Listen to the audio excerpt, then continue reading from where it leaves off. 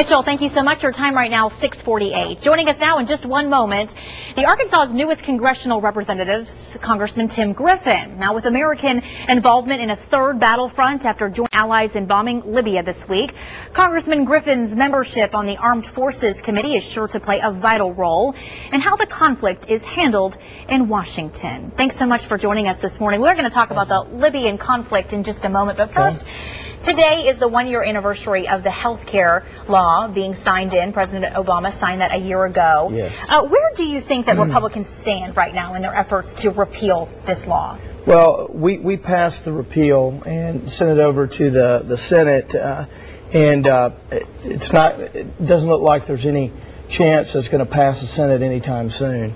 And so my position is that we need health care reform. We absolutely need it.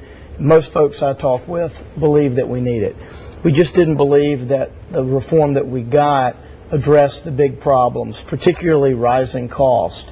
That is one of the biggest problems with our healthcare system. We don't want to mess with the quality because we have the best quality in the world, but we need to deal with the cost issue. The healthcare reform that passed did not do that. We need things like tort reform, medical liability reform, and the president has even spoken about that, so we're hoping we can get that passed. We also need more competition, market forces in the healthcare industry. That will help bring down the cost.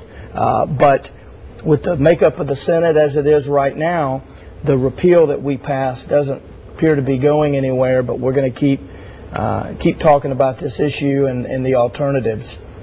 You, in a recent editorial in an Arkansas newspaper, you called the president's health care law flawed, beyond repair. So the real chances of it overturning, slim right now? Slim right now. Yeah. And I think that what we've got to do in the House is not just talk about repeal.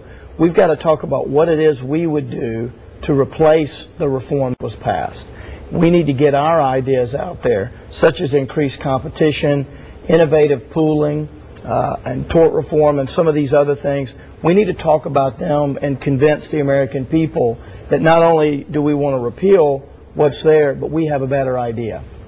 Okay, Mitt Romney has just come out and said if elected president, he will issue an executive order to allow all 50 states to waive that health care law. Do you agree with that tactic?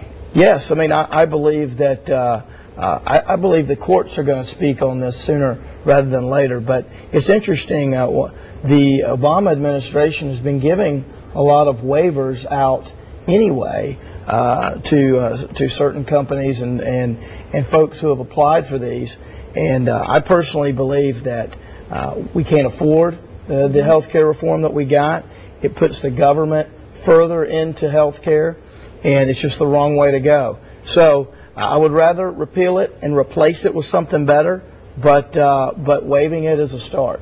Let's touch on Libya real quick. The president's handling these conflicts right now. Let us know your thoughts on how he's handling things. Well, I think that Congress needs more information. He certainly has spoken with members of Congress about this, but under the War Powers Resolution, he really needs to be consulting with us as a partner. And if you look at the last president, regardless of how you feel about the war in Afghanistan, the war in Iraq, President Bush went to the Congress and got authority with the use of force resolution before going to war. And I think that we've got to, if we're going to go to war as a country, we need to do it all together, and we need the Congress and the president working hand in hand, not just calling us and saying, hey, by the way, we're going into Libya.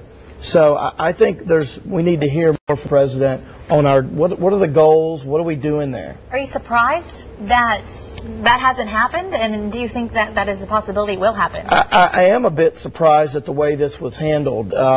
Hopefully, we go back to Washington next week, and hopefully the president will have more to say on this. It's a bit puzzling, just how this was handled. You think he overstepped his authority here? I think he miscalculated on the response that he would get, and I'm hearing that from Democrats and Republicans, and from senators as well as folks in the House. So there tends to be this broad view in the Congress that he should have come with more information and sought to be partners with us instead of just telling us. All right, we will keep an eye on what happens. Congressman Tim Griffin, we appreciate your time this morning. Thank you very much. Thanks for coming in. Appreciate it. We'll be right back.